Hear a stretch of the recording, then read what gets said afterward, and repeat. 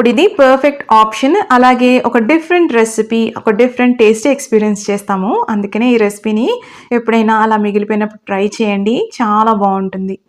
ఇది చక్కగా ఇప్పుడు కలుపుకున్నాము.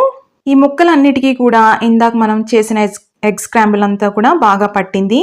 ఇక్కడ నేను చికెన్ గ్రేవీ అండి, 1-2 చిన్న పీసెస్ ఉన్నాయి. అలా ఉంటే పర్వాలేదు, అలా ఉంటే కూడా చాలా బాగుంటుంది.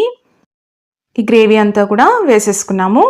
ఈ చికెన్ గ్రేవీ ఎలా చేయాలో కూడా రెసిపీ పెట్టానండి, మీరు అది కూడా ఒక్కసారి ట్రై చేయండి. అంటే గ్రేవీ టేస్టీగా ఉందనుకోండి, అప్పుడు చాలా బాగుంటుంది రెసిపీ.